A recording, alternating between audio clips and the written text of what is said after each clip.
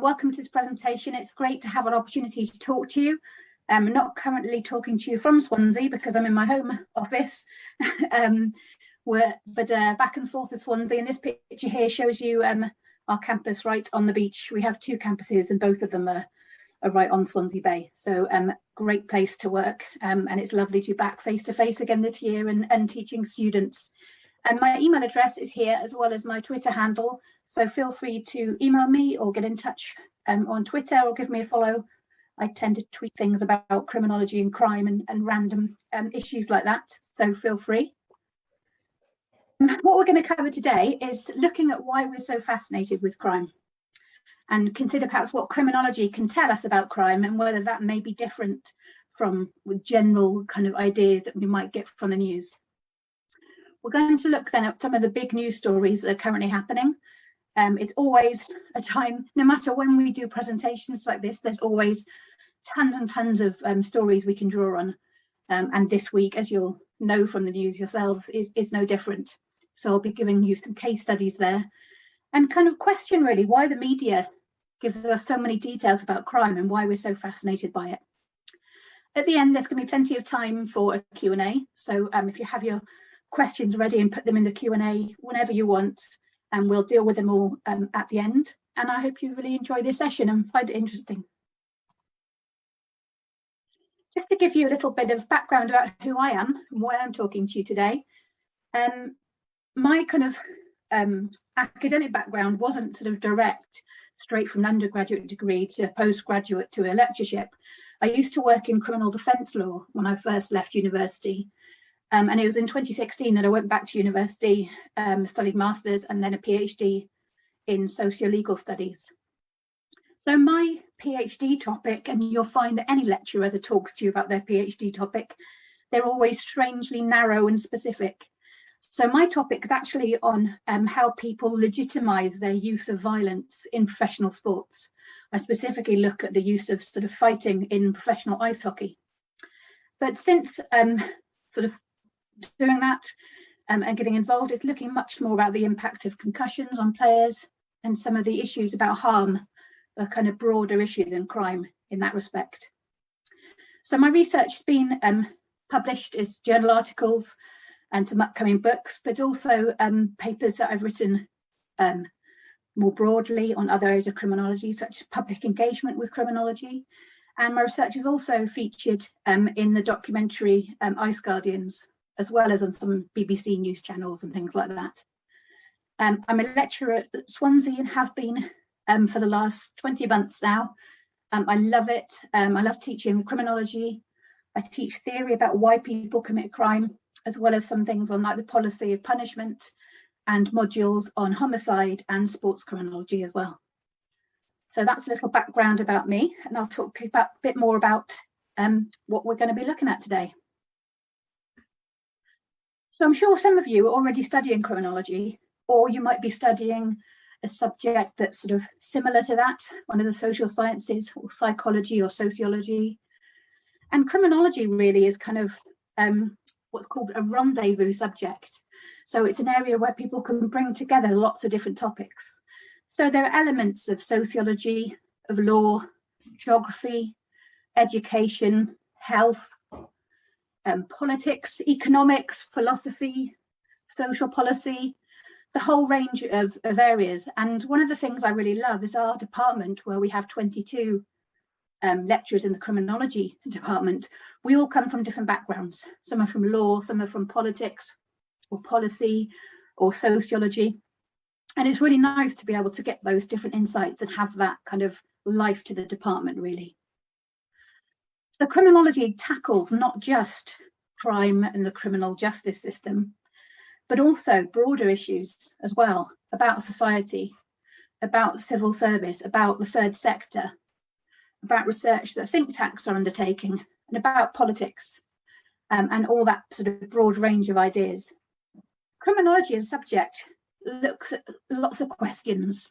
We really look to kind of discuss and answer and try and develop our understanding of a whole range of questions. And some of those I've put here on this slide. So we look at things like, what is crime? Why do people commit crime? Or why don't people commit crime? We look at how we might be able to stop people from committing crime.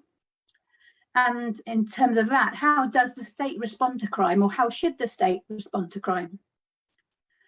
We look at whether the state, so government, criminal justice agencies, actually enable crime to happen, or may risk, sort of increase the risk of crime or harm as well. And we look at the implications of crime policy and policing on our communities as well. We're also very interested in sort of human behaviour, and also how our responses to crime can tell us a lot about how we ourselves are.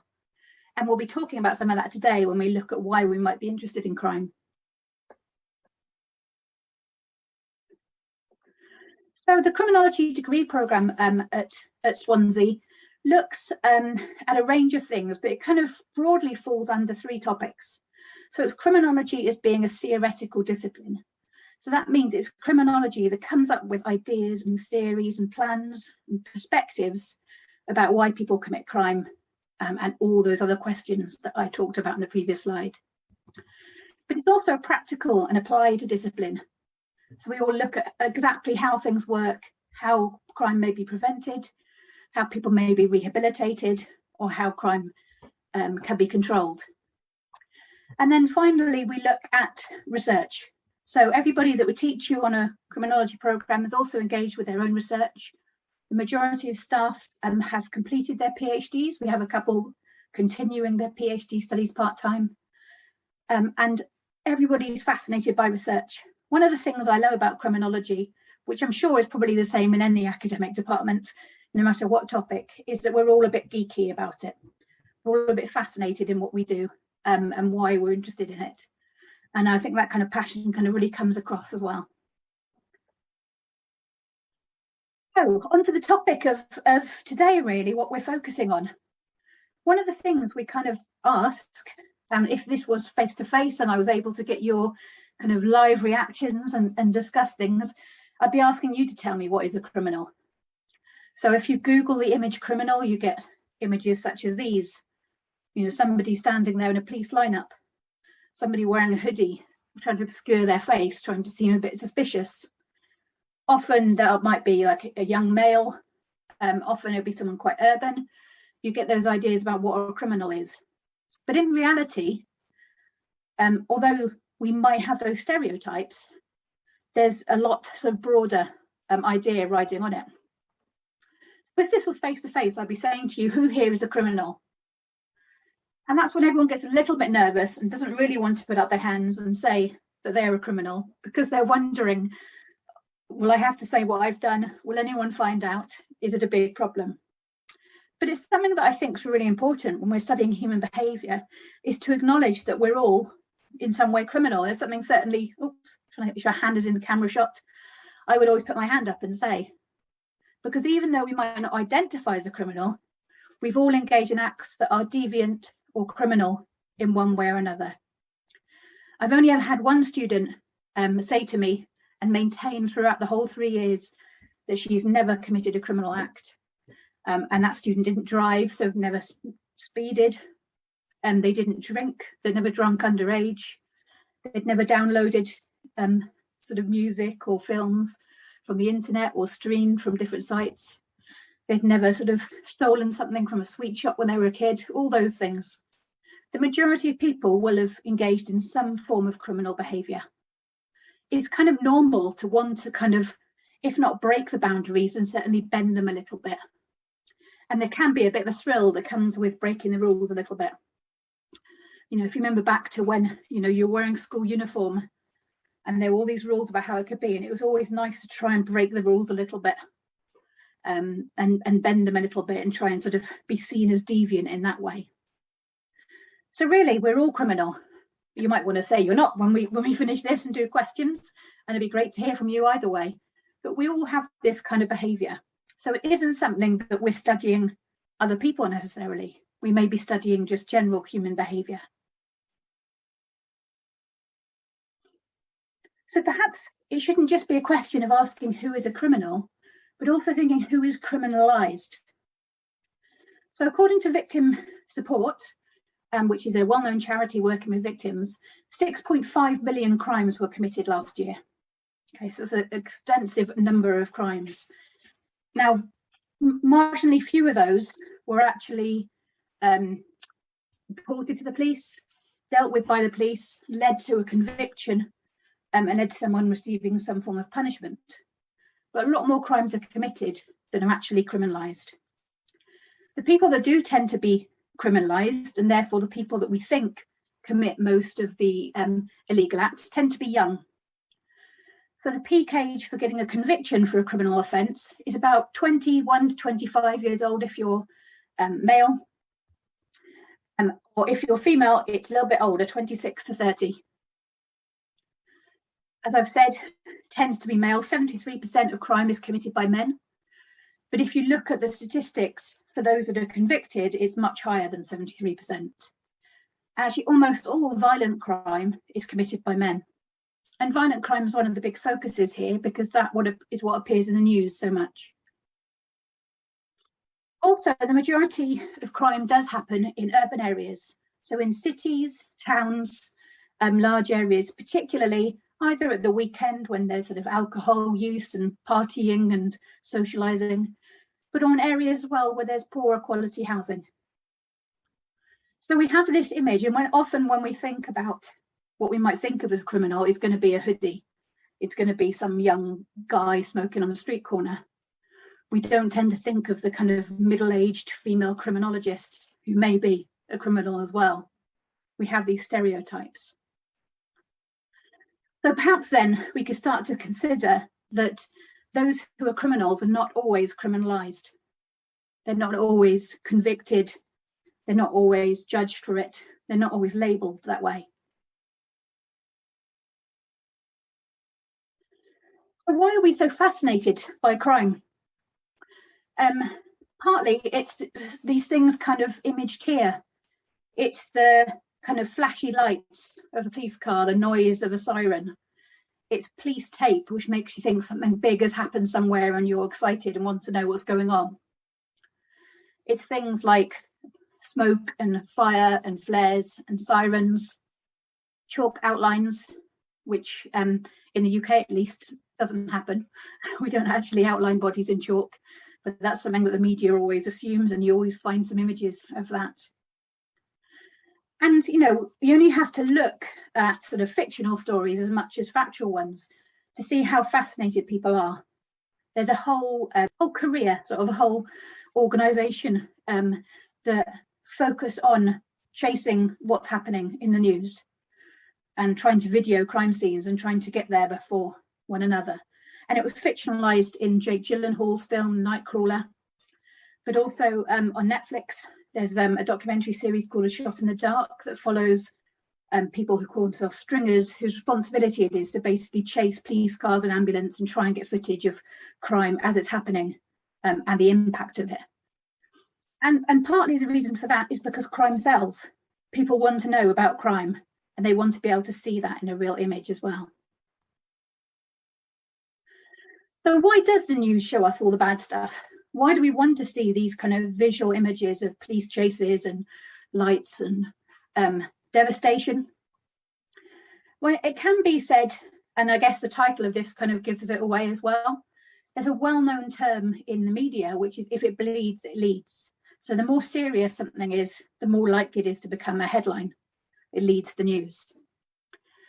And that's partly because of the 4 C's of media and crime. So that was crisis. So breaking news events always captivate us because it involves a big upheaval, a big change. That kind of idea of crisis, people are drawn to. They're drawn to kind of the excitement of that. Secondly, cost. If something influences our wallet, it will appeal to everybody. So if they're showing damage of a car or a belongings or a fire or something like that, the cost or some way that we can see that, it will be interesting. Thirdly, conflict.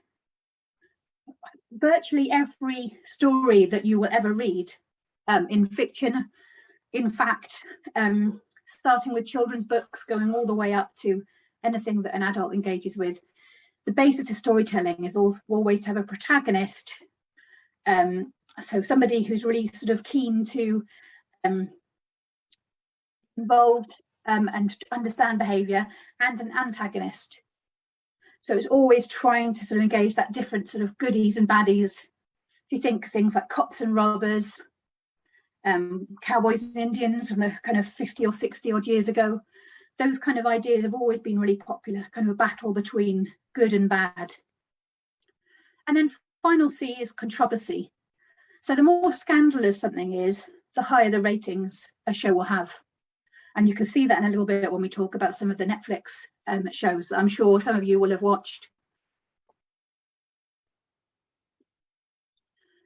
So those of you who have streaming services, and if not, those of you who are getting things like iPlayer or Channel 4 online, or those kind of elements, are full of shows about crime. They're full of documentaries, this idea of the true crime. Most people going through the first lockdown, sort of 18 months ago, were obsessed with the Tiger King. It was this big documentary, and it wasn't just about somebody that was a bit mad and was keeping tigers and all these animals. It was all this idea about whether Carol Baskin actually did murder her husband, and all the kind of areas of deviance and trouble going on. That was something that more people watched than they ever expected. Actually led to Netflix having to get new servers and extra support because of the requirements.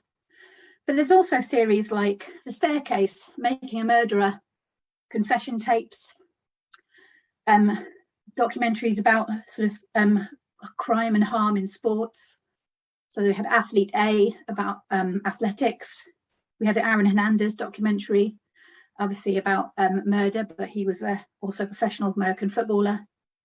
We have a whole range of these stories that are constantly available for us to watch, and people get really fascinated in them.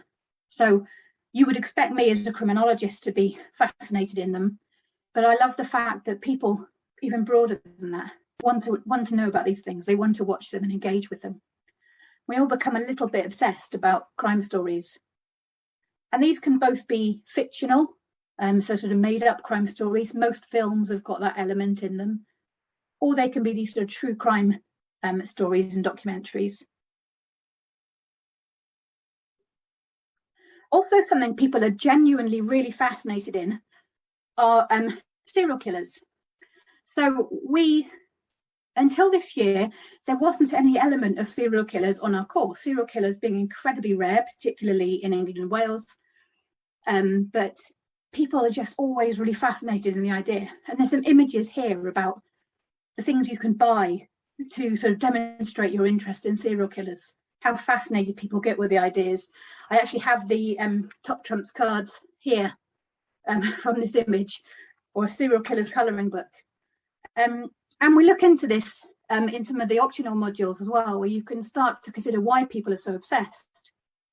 And Dr. Scott Bond wrote a little bit about this in the journal Psychology Today, where he said people are so fascinated because it is so outside of the ordinary, but also that you can imagine yourself being entangled in a situation. You want to try and understand why somebody would commit crimes that are so heinous that most people wouldn't even imagine. But also people tend to get a little bit excited because it's almost like it's fictional. It's almost like people are coming up with these ideas about these stories, and they don't actually exist. And people forget that, say, Ted Bundy or John Wayne Gacy actually were real people. They actually did commit really heinous offences, and actually become fascinated with them.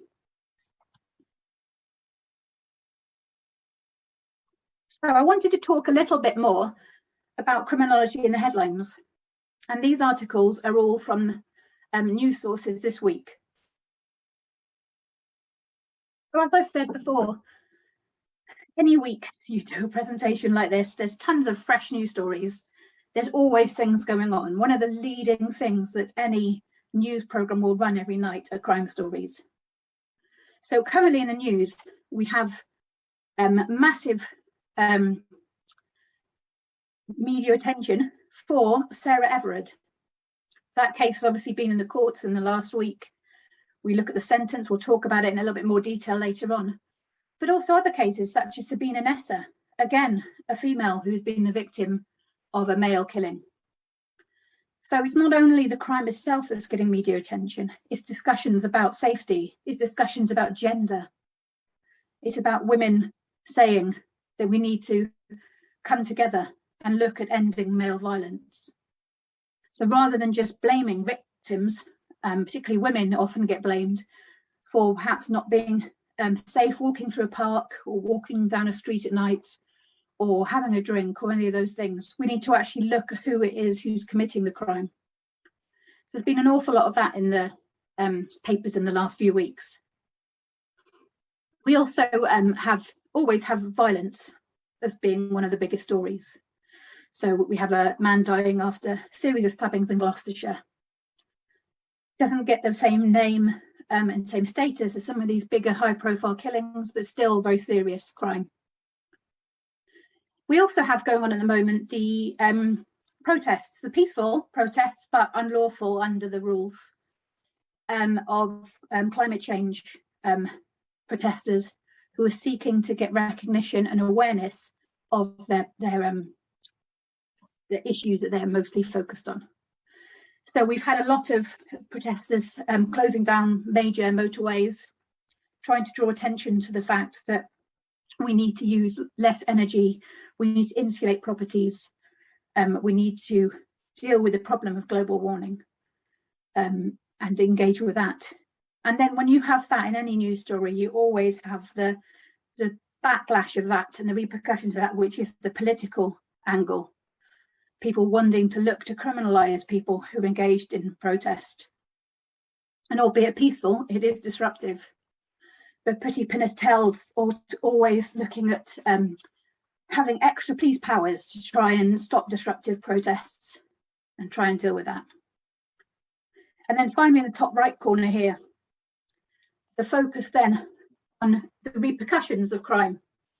The media always likes to talk about punishment. So we always have stories about prisons and about things, and you'll always have people saying, we are far too soft, we're far too laid back, we need to be tough on people, we need to give them longer prison sentences. But then you have the Prison Reform Trust, which is, well, it's in the title of itself. It's an organisation that looks for understanding that the prisons are not working in their current state, they're oversubscribed, and there's very little in the way of rehabilitation. And they basically say 20 plus year terms, jail terms, have quadrupled in the past 10 years. So now more and more people going to prison for longer sentences. And any time that you'll see those discussions in the paper, it's always followed by some people saying it's not enough, we're not doing enough to deal with violent criminals, and other people looking at some of the broader harms. So all these stories in the headlines you would be talking about on a criminology degree. And I'm sure those of you already studying this area or social science already talk about these areas. I'm going to do a couple of little case studies here. So Sarah Everard has obviously been a big case of 2021. Sarah, as you will all know, I imagine from watching the news, Sarah was missing, and this week her abductor, her rapist and her murderer has been sentenced to a whole life sentence in prison. So Wayne Cousins abducted Sarah by posing as a police officer. He was a police officer, but he was not on duty. Attempting to arrest her and abduct her, and then later is alleged to have raped her and found guilty of killing her, trying to dispose of her body, and failed to admit that. This has been a massive news story. Firstly, or for many reasons, but firstly, Sarah Everard comes across like an ideal victim in the sense that she is female, she is seemingly innocent, she's not involved in criminality, and she was just simply walking when she got abducted. Those stories are always going to make sort of big focus on the news because people can identify with themselves. They can think, well, I'm a young female and I want to be able to walk home. I want to feel safe. But interestingly, what the media does, and we've had a little bit come out this week, even though Cressida Dick has apologised for the Metropolitan Police's role. They still have officers who are coming forward and saying that if Sarah was aware of the criminal legislation, she may not have allowed Wayne Couzens to pretend to arrest her, and she may not have been harmed. Again, that kind of idea of blaming her for not understanding the law. But something that most people will automatically do is believe a police officer that they have to do what they're told. So Wayne Couzens has been given a whole life sentence. And this is a very, very rare sentence. We have had people spend their whole life in custody before this sentence was put in sort of place properly in 2002. But its use since 2002 has only been for the most extreme killings, most extreme cases. So if you're sentenced to a regular life sentence, that can often be anywhere between 5 and 8 years and onwards. It doesn't actually mean that you spend your life in prison. But a whole life sentence is the most extreme form of life sentence. So Wayne Couzens, who committed these acts, he will never be able to apply for parole. He will spend the rest of his life in prison, and that is his punishment. It's the most serious punishment we have in England and Wales since the death penalty was removed from our statute. So we use it in cases where previously we may have used some kind of capital punishment or public crime and harm for that. So some of the people who currently are in receipt of the whole life sentence or have been prior to their death are Ian Huntley, who was in 2002 killed 2 schoolgirls in Silverwood in Cambridgeshire. Levi Belfield, who's a serial killer who was involved in the abduction and killing of a young schoolgirl as well. Peter Sutcliffe, who's perhaps better known as the Yorkshire Ripper, is prior to his death was facing a whole life sentence in prison. The only female under this sentence in since 2002 was Joanne Dennehy, who was involved in multiple murders and very violent sort of gratuitous behaviour. And then Stephen Port, who's also known as the Grinder Killer, who was involved in enticing men back to his property and then killing them. So those who are facing this whole life sentence and will spend their entire lives in prison, or who have died in prison while facing it, are the most serious offences. The message that the courts are putting in place here is that when you are a person who has a position of responsibility, or stating that he is a police officer, and when you plan and orchestrate a serious abduction, eventual rape, murder, and disposing of the body, and then claim you weren't involved and come up with a sort of strange notion about why you were involved, that is the most serious offence. This is something that requires a whole life sentence, and it puts it as being more serious than other cases of murder, which often the offender will not get a whole life sentence. We usually use it for serial killers or people that have committed harms that are so heinous that only that sentence is available to make it stand out. So that's the news this week. There's a lot of information that's out there in the media. I'm sure you will have observed some of it already.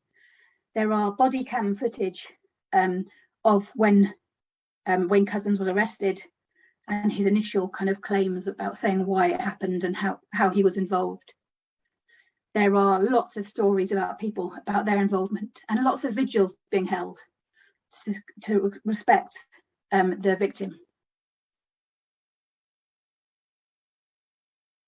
There's also, and I've linked it here in the top corner, but you can get it just by Googling "counting dead women." There are people that collate information about the number of women who have been killed by a male, either in a domestic relationship with a male or a male unknown to them. And the count since Sarah Everard was missing is 81 victims. 81 women have been killed by a man in that interim time. And I think a lot of people are very surprised by that, because we hear of Sarah Everard, but we don't hear of all the other people regularly. We don't tend to hear about people who've been a victim of domestic homicide. We don't tend to hear about people that have been victims of sort of intimate relationship or family members. And we don't tend to hear about people who may themselves have been involved in some kind of criminality, because they don't come across like the ideal victim.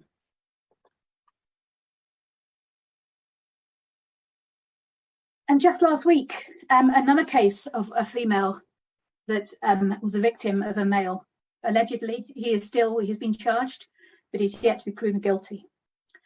So as you probably know, I hope you're aware of her name, because there's been a great deal of media attention given to this case and given to the bigger issue of violence against women.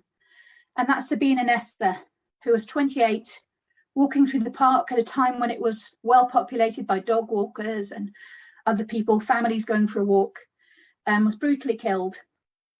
And a 36-year-old livery driver, he's been accused of her murder. There's evidence to suggest that it's premeditated, it was prearranged, it was organised well in advance. Her body was found a day later. And one of the big social media campaigns that you may be more in if you don't watch the news or you don't read newspapers, the social media campaign about saying the name of the victim and publicising the name of the victim rather than the name of the perpetrator has sort of come up again and again. And we have these vigils where we say end male violence.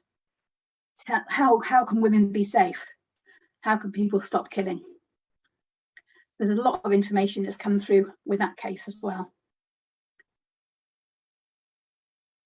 On a slightly different tack, not looking against specifically, although it does involve violence against women, not looking at it from the same perspective, we have the deadliest mass shooting that we've seen in England and Wales for decades. We had that this summer in August, where Jake Davidson, who was 22-year-old, unemployed young man who lived with his mother in Plymouth. He was licensed to have a shotgun. So he had a shotgun license, despite the fact that he had suffered from severe mental health issues. He was still allowed to keep his license and allowed to maintain a weapon. He shot his mother in the house, following which he went out on the street, and the map on the right shows you a little bit about it. And he shot dead 4 other individuals who weren't known to him. So first of all, he shot to death a 3-year-old girl who was walking with her father, who he also shot, past the house. He then killed a 59-year-old man who was walking his dog in Parkland, and also a 66-year-old woman who was an artist. Since the death, there's been a lot of discussion in the news about whether you can clarify Jake Davidson as a terrorist. Now, often when we think of terrorist, we come up with a kind of idea about we expect it to be somebody who's from a particular political movement or political viewpoint, or perhaps a cult, or somebody who's coming from a particular religious background. And there's evidence that Mr. Davidson had a YouTube channel where he talked about being an incel. An incel, you may be aware of this, I hope you're kind of familiar with it a little bit from the news lately, is this group of men who are involuntary celibate. So this is men who are looking to be successful with women, but have found that they are not able to be. And some of the big killings in the USA, in Canada last year, and obviously in Plymouth a couple of months ago, were from men that identified as being incels. And there's a big underground movement about men making these videos and getting involved in the dark web and chat rooms where they're talking about how they want to show women that they can't choose to avoid them, and they want to show them the power. He talked about wanting to do a Terminator act. He wanted to destroy people, and he wanted people to know who he was. So some people have suggested, because he had a motive, that this should be considered to be a terrorist attack, just as much as it might be that if you were looking at some of the other sort of terrorist attacks, suicide bombings, events like that have happened in England and Wales. But others have said that you can't call it a terrorist movement because it's not well organised enough. But it's clear that Mr. Davidson had a very troubled young life. he had some severe mental health issues, and we need to question how he was able to get a gun. We see these kind of shootings that we've seen in England and have stood out in the news because it's been so rare that we've had one in the UK. We see these in America almost daily. Some of these don't even make the international news, where we have these mass killings. So it brings up whole discussions you can have, and we always sort of enjoy having these sort of heated discussions about gun control, about whether if Mr. Davidson didn't have a gun, perhaps he wouldn't have been as successful as killing so many people before he was stopped. But he had that weapon.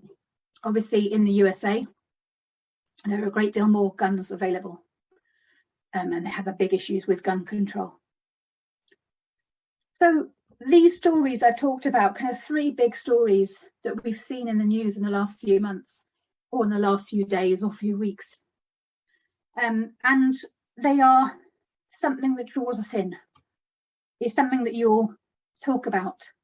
I always find if you go to the hairdresser or anything like that, you'll always end up talking about things like this. You always talk about issues of crime. I always end up having discussions when people find out I'm a criminologist.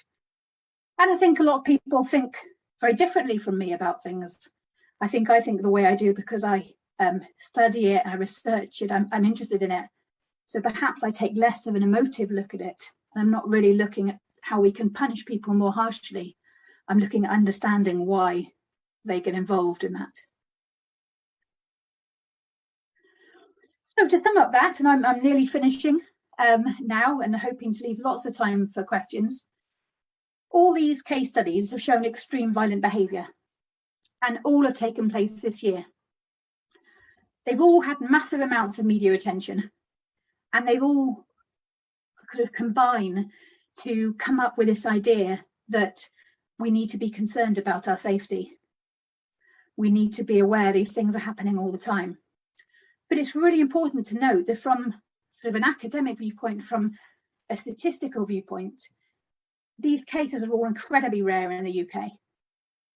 In fact, even though the news stories won't cover this and you won't hear this information, violent crime is falling year on year, and it has been for the last 20 years.